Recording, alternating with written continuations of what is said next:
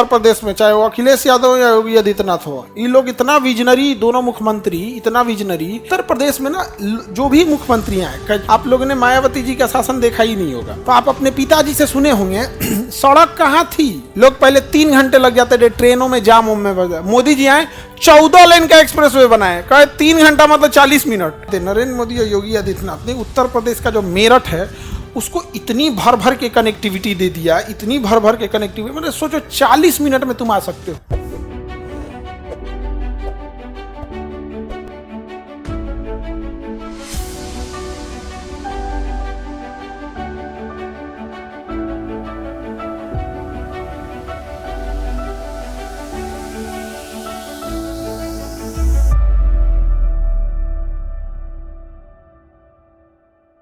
अगर सोचिए कि अगर कोई गवर्नमेंट, चाहे वो राज्य सरकार हो या केंद्र सरकार हो, चाहे यूपी हो, महाराष्ट्र हो, कोई भी गवर्नमेंट हो, राजस्थान या कोई भी गवर्नमेंट, अगर अपना ज़्यादा से ज़्यादा खर्चा रेवेन्यू पे ही खर्च कर देगी तो उसके यहाँ तो कोई ढांचागत विकास ही नहीं होगा, क्योंकि रेवेन्यू का खर्चा हर महीने निकल जाता है, हर महीने उसको देगी, जैसे सैलरी हर महीने जाएगी। अब जैसे जितनी ज़्यादा वैकेंसी निकालेंगे कौन सा खर्च बढ़ेगा, राजस्व व्यय बढ़ेगा। क्या बढ़ेगा? राजस्व। पूंजीगत व्यय में कोई चीज़ का निर्माण होगा नहीं। पूंजीगत व्यय में क्या होता है, आप जितना भी ढांचा निर्माण करते हैं, क्या करते हैं? ढांचा में क्या आएगा? सड़क आएगा, रेल आएगा, एयरपोर्ट आएगा, पुल आएगा। बिहार में तो सब गिरिए रहे। पुल आएगा, जितने भी बिल्डिंग्स होंगी, हॉस्पिटल होगा, जितना ढांचागत विकास है सब किस में आएगा? पूंजीगत व्यय में। किस में आएगा? पूंजीगत व्यय में। अब आप इकोनॉमिक्स को धीरे धीरे अब समझने लगे होंगे। अब आप बताइए, आप ही को अगर देश का, या आप जिस स्टेट के हैं, सपोज इसमें कोई यूपी का है, कोई महाराष्ट्र का है, मैं जो आप लोग ऑफलाइन वाले मेजॉरिटी बिहार के हैं, अगर आपको बिहार का वित्त मंत्री बनाया जाए तो आप क्या करना चाहिएगा कि अपना रेवेन्यू एक्सपेंडिचर ज़्यादा बढ़ाइएगा या capital expenditure? Capital expenditure. But capital expenditure की 2 खराबी समझो बाबू। एक, ये बड़ा हाई कॉस्ट जाता है। दूसरा, इसमें टाइम लगता है। क्या लगेगा? टाइम लगेगा। एक दिन में तो कोई पुल बन नहीं जाएगा, आपको क्या लगेगा? टाइम लगेगा। तो आप यही कर सकते हैं कि जल्दी जल्दी पैकेजेज में काम डिवाइड कर दीजिए। पैकेज का मतलब होता है, जैसे कोई सड़क है 100 किलोमीटर बननी है, तो हम किसी को भी कहेंगे कि भैया देखो, इस 100 किलोमीटर सड़क को हम 10-10 किलोमीटर के टुकड़ा में तोड़ देंगे, तो 10 पैकेज बन गया। अब पैकेज का मतलब होता है कि भैया हमको इधर हर पैकेज में इक्वल काम होना चाहिए। अगर ऐसे दे दिए जैसे बिहार वाला है, सड़क बनाओ हो, तो ए और से बढ़ाना चालू किया, बनते 100 किलोमीटर पहुंचेगा 10 साल बाद, तो लेने का टूट गया। योगी आदित्यनाथ, अखिलेश यादव, उत्तर प्रदेश में, चाहे वो अखिलेश यादव या योगी आदित्यनाथ हो, ये लोग इतना विजनरी, दोनों मुख्यमंत्री इतना विजनरी, सारा काम पैकेज में होगा। 200 किलोमीटर सड़क है, 20-20 किलोमीटर में बांट दिया, 10 आदमी ले जाओ, 200 एरिया में मशीनें सेम लगेंगी, कितनी जेसीबी लगेगी, कितना क्या लगेगा, कितना सारा चीज नोटेड है, और टाइम फिक्स है कि आपको इतने दिन में बना देना है। अगर आप पहले बना दिए तो प्रतिदिन के हिसाब से, नितिन गडकरी ने ये रूल लिया था कि प्रतिदिन के हिसाब से, आई थिंक हमको एग्जैक्ट नहीं ध्यान आ रहा है, 5 लाख रुपए का इनाम है। जैसे बोला गया आपको 3 साल में बनाने के लिए, आप 10 दिन पहले ही बना दीजिए, तो एक दिन का इनाम कितना है? 5 लाख। 10 दिन पहले बना दिए 50 लाख। और यदि आपने बोला 3 साल में, और अगर एक दिन लेट किए तो प्रतिदिन 20 लाख का जुर्माना है।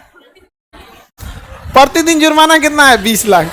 तो भैया तो तुम लेट तो करो ही मत, क्योंकि तुम्हारा 20 लाख जाएगा, और पहले ही करके दे दो। तो कंपनियां खुद ही क्या करती हैं? टाइम से एकदम चीजें कर रही होती हैं। दूसरा, उत्तर प्रदेश में ना जो भी मुख्यमंत्री हैं, क्योंकि इधर देखिए, आप लोग ना यंग जिस एज में हैं, आप लोगों ने मायावती जी का शासन देखा ही नहीं होगा। वो आपको 2010 उसका साइन आपको याद हो नहीं होगा, क्या हो रहा है 2010 उसमें। 2012 में अखिलेश जी आए थे, उसके बाद तो 10 साल 15 साल पहले आप लोग छोटे होंगे, आपको पता भी नहीं हो। ये दोनों मुख्यमंत्री सब में बड़ा विजनरी सब, इन लोगों ने पूरा दिमाग लगा के रखा कि भैया हमको ये तो मशीनरी भी नया चाहिए, यहाँ पे जो भी काम करेगा सारा मशीन कैसा होना चाहिए, सबका उसी हिसाब से पैकेज डिसाइड करना, सब एकदम दूरदर्शी। तो वो लोगों ने क्या किया? महाराष्ट्र हो गया, राजस्थान हो गया, गुजरात हो गया, किस पे खर्च किया है? पूंजीगत व्यय।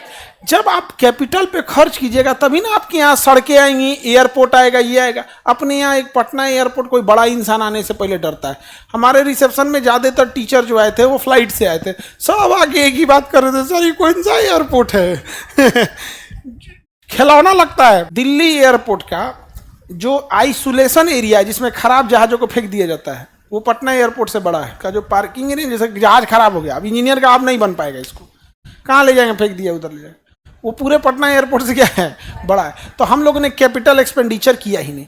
आपको अजीब लगेगा, पहले बिहार का कैपिटल एक्सपेंडिचर 12% था, मतलब जितना हम लोग खर्च कर रहे हैं ना उतना केवल कितना परसेंट था, 12%। तो आप अपने पिताजी से सुने होंगे सड़क कहाँ थी, सड़क कहाँ होता था। पटना आने के लिए मोतिहारी से लोग खाना बांध के बस में बैठते थे, मोतिहारी से जब आते थे ना 8 घंटा लगता था, खाना बांध के बस में बैठते थे। आज 3 घंटा में चल आता है।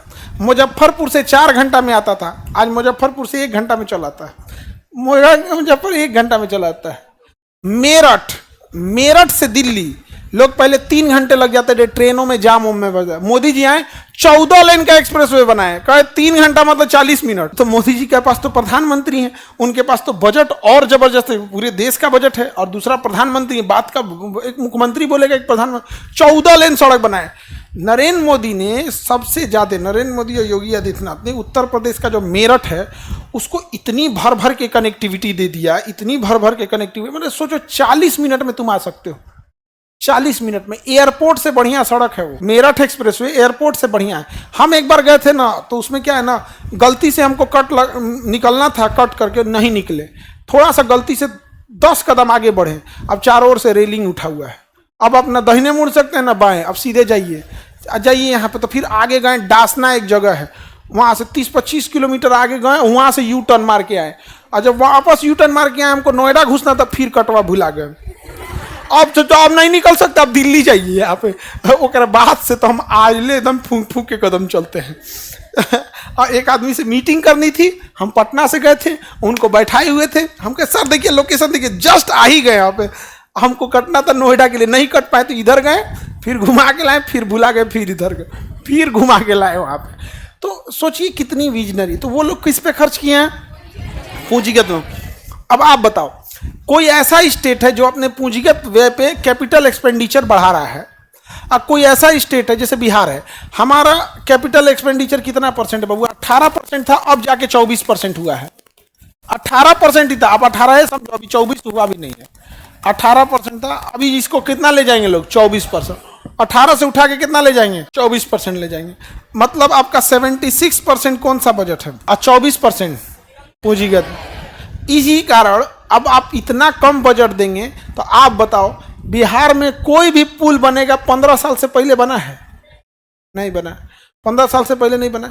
अब सामने देखो, पटना का सबसे ड्रीम प्रोजेक्ट मरीन ड्राइव, बहुत टाइम लग गया। सबसे तेजी से पटना में बनने वाला प्रोजेक्ट है डबल डेकर, अशोक राजपथ के ऊपर जो डबल डेकर बना है, सबसे तेजी से बना है, सबसे तेजी से बना। लेकिन वही जो नितिन गडकरी का डिपार्टमेंट है, क्योंकि उनके पास पैसा है, सेंट्रल गवर्नमेंट विजनरी इंसान है, वो धड़ाधड़ दिल्ली से मुंबई तक एक्सप्रेसवे बना दिए उतना लंबा। बुलेट ट्रेन किस बजट में बनेगा, रेवेन्यू में या कैपिटल में? अब आप बताओ बाबू, हम लोग किस पे जा रहे हैं? रेवेन्यू में जा रहे हैं। रेवेन्यू में पब्लिक को फायदा होता है, स्टेट को नहीं, मतलब इंसान को फायदा होता है, राज्य को नहीं, व्यक्तिगत फायदा होता है। और उसमें राज्य को बढ़िया एक्सप्रेसवे निकले। कोई एक्सप्रेसवे नहीं है इस राज्य में, क्यों? 76% रेवेन्यू रिसिप्ट करके जाएंगे, रेवेन्यू एक्सपेंडिचर।